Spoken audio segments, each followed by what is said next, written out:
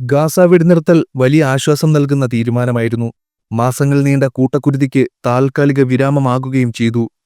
വെടിനിർത്തൽ കരാർ നടപ്പാക്കുന്നതിൽ അവസാന നിമിഷം അനിശ്ചിതത്വം ഉണ്ടായി. വെടിനിർത്തൽ പ്രാബല്യത്തിൽ വരാനും അല്പം വൈകി. ഇതോടെ ഗസയിൽ ഇസ്രയേൽ ആക്രമണം നടത്തുകയും ചെയ്തു. ഇസ്രയേലിന്റെ ചതിക്കെതിരെ വൻ പ്രതിഷേധവും ഉയർന്നിരുന്നു. ഹമാസിന്റെ കസ്റ്റഡിയിലുള്ള ഇസ്രയേൽ ബന്ദികളുടെ മോചനം വൈകിയതാണ് തിരക്കിട്ട് വെടിനിർത്തൽ കരാറിൽ ഒപ്പുവയ്ക്കാൻ ഇസ്രയേലിനെ പ്രേരിപ്പിച്ചത്. മാത്രമല്ല, മാസങ്ങൾ നീണ്ട യുദ്ധം ഇസ്രയേലിന്റെ സൈനികശേഷിയെ തളർത്തിയതായും റിപ്പോർട്ടുകൾ വന്നു. അതിനിടെ മറ്റൊരു റിപ്പോർട്ട് പുറത്തുവരികയാണ്. ട്രംപിന്റെ സ്ഥാനാരോഹണത്തിന് പിന്നാലെ അധിനിവേശ വെസ്റ്റ് ബാങ്കിലെ ഇസ്രയേലി കുടിയേറ്റക്കാർക്കെതിരായ ഉപരോധം പിൻവലിക്കാനുള്ള ഉത്തരവിൽ ട്രംപ് ഒപ്പുവച്ചിരുന്നു. 2024 ഡിസംബർ വരെ വെസ്റ്റ് ബാങ്കിൽ 33 വ്യക്തികൾക്കും സ്ഥാപനങ്ങൾക്കും അമേരിക്ക ഉപരോധം ഏർപ്പെടുത്തിയിരുന്നു. തീവ്ര കുടിയേറ്റക്കാർക്കായിരുന്നു ബൈഡൻ സർക്കാർ ഉപരോധം ഏർപ്പെടുത്തിയിരുന്നത്. ഈ ഉപരോധമാണ് ട്രംപ് അധികാരത്തിൽ എത്തിയതിനു പിന്നാലെ പിൻവലിച്ചത്. ട്രംപിന്റെ ഉത്തരവ് പുറത്തുവന്നതിന് പിന്നാലെ അധിനിവേശ വെസ്റ്റ് ബാങ്കിൽ കുടിയേറ്റക്കാർ വലിയ ആക്രമണങ്ങളാണ് നടത്തിയത്. ഇസ്രായേൽ സൈന്യത്തിന്റെ പിന്തുണയോടെയായിരുന്നു കുടിയേറ്റക്കാരുടെ അഴിഞ്ഞാട്ടം. ഇസ്രായേൽ സൈന്യം പലസ്തീനികളെ അറസ്റ്റ് ചെയ്തെന്നും മാധ്യമങ്ങൾ റിപ്പോർട്ട് ചെയ്തു. വെസ്റ്റ് ബാങ്ക് പട്ടണങ്ങളായ അല്ലാറിലും സിഡോണിലും ഇസ്രായേൽ സൈനികർ റെയ്ഡ് നടത്തി. ഗാസ വെടിനിർത്തൽ പ്രാബല്യത്തിൽ വന്നതിനുശേഷം ഇസ്രായേൽ സൈന്യം അധിനിവേശ വെസ്റ്റ് ബാങ്കിൽ സഞ്ചാര നിയന്ത്രണങ്ങളും ശക്തമാക്കിയിട്ടുണ്ട്.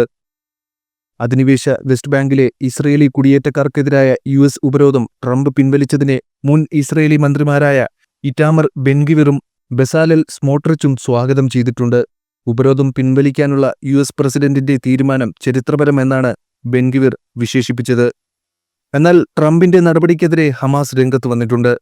അധിനിവേശ വെസ്റ്റ് ബാങ്ക് പട്ടണങ്ങളായ ജിൻസഫുട്ടിലും ഫൻഡൂക്കിലും ഇസ്രയേലി കുടിയേറ്റക്കാർ നടത്തുന്ന ആക്രമണത്തെ ഹമാസ് അപലപിച്ചു.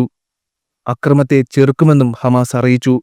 അതിനിടെ വെടിനിർത്തൽ കരാർ ലംഘിച്ച് ഗസയിൽ ആക്രമണം വീണ്ടും തുടങ്ങാൻ മടിക്കില്ലെന്ന നെതന്യാഹുവിന്റെ പ്രഖ്യാപനത്തിനെതിരെ ബന്ദികളുടെ ബന്ധുക്കൾ പ്രതിഷേധവുമായി രംഗത്തെത്തി. മുഴുവൻ ബന്ദികളെയും മോചിപ്പിക്കണമെന്നും അതുവരെ പോരാട്ടം തുടരുമെന്നും ബന്ധുക്കൾ പറഞ്ഞു. കരാർ പൂർണ്ണമായും നടപ്പാക്കാൻ എല്ലാവരും തയ്യാറാകണമെന്ന് മധ്യസ്ഥ രാജ്യങ്ങളായ ഖത്തറും ഈജിപ്തും ആവശ്യപ്പെട്ടു. ശനിയാഴ്ചയാണ് അടുത്ത ബന്ദിമോചനവും തടവുകാരുടെ കൈമാറ്റവും നടക്കേണ്ടത്. കരാർ പ്രകാരം കൈമാറ്റത്തിന് ഒരുക്കമാണെന്ന് ഹമാസും ഇസ്രയേലും അറിയിച്ചിട്ടുണ്ട്. ഹമാസിന്റെ പല നേതാക്കളെയും ഇല്ലാതാക്കാൻ ഇസ്രയേലിന് കഴിഞ്ഞു. എന്നാൽ ഹമാസിന്റെ പ്രതിരോധ ശക്തി ഇസ്രയേലിനെ അമ്പരപ്പിച്ചിരിക്കുന്നു. യുദ്ധം അവസാനിപ്പിക്കാൻ ആഗ്രഹിച്ചാലും അതിനെ നടപ്പിലാക്കാൻ നെതന്യാഹുവിന് കഴിയില്ല. യുദ്ധം തുടർന്നാൽ ഹമാസും ഹമാസിനെ പിന്തുണയ്ക്കുന്ന ഹൂതികൾ ഉൾപ്പെടെയുള്ള ഗ്രൂപ്പുകളും ശക്തമായ പ്രത്യാക്രമണം നടത്തുമെന്ന് ഇസ്രയേലിന് നന്നായി അറിയാം.